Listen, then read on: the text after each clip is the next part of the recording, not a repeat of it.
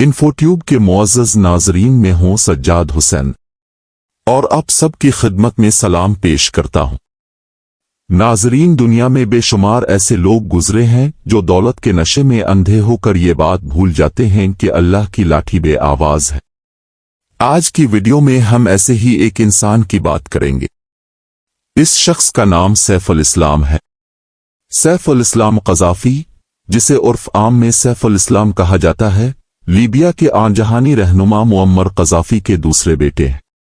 वो 1972 में पैदा हुए और अपने वालिद के दौर हुकूमत में लीबिया की सियासत में नुमायां किरदार अदा किया। सैफ अल इस्लाम को अक्सर अपने वालिद की हुकूमत का वारिस समझा जाता था और वो लीबिया के गैर रस्मी क़यादत के ढांचे का हिस्सा होने समेत मुख्तलिफ सरकारी ओहदों पर फाइज रहे। उसने यूनिवर्सिटी में फ़न तामीर और इंजीनियरिंग की तालीम हासिल की और बाद में PhD की डिग्री हासिल की। लंदन स्कूल ऑफ इकनॉमिक्स में।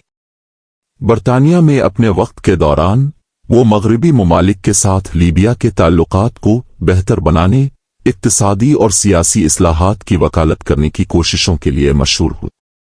ताहम 2011 में लीबिया की खाना जंगी के दौरान बैन अल-अक़वामी बरादरी की नज़रों में उनकी तस्वीर ड्रामाई तौर पर बदल गई।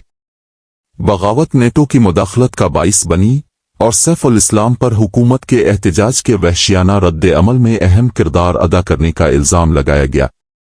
बैन अल-अक़वामी फौजदारी अदालत ICC ने इंसानियत के खिलाफ जराइम के इल्ज़ाम में उनके वारंट गिरफ्तारी जारी किए थे। मुअम्मर क़ज़ाफ़ी की हुकूमत के खात्मे के बाद सैफ अल इस्लाम रुपोश हो गए और उनके ठिकाने और हैसियत के हवाले से मुतज़ाद इत्तलाआत सामने आईं। 2017 में मुबैना तौर पर उसे एक मिलिशिया ग्रुप ने हिरासत से रहा कर दिया था, लेकिन इसका सही मकाम और सरगर्मियां वाज़ेह नहीं थी। आखिरी मालूमात के मुताबिक ICC के वारंट गिरफ्तारी के बाद सैफ अल इस्लाम की गिरफ्तारी या कानूनी हैसियत की कोई तस्दीक शुदा इत्तलाआत नहीं थी और कोई नहीं जानता कि सैफ अल इस्लाम कहाँ है और किस हाल में है। सैफ अल इस्लाम की कहानी हम लोगों के लिए और ख़ास तौर उन लोगों के लिए निशान इबरत है जो लोग इक़्तिदार के नशे में अल्लाह को भूलकर दुनिया में खुदा बने बैठे हैं। अल्लाह हम सबको हिदायत अता फरमाए।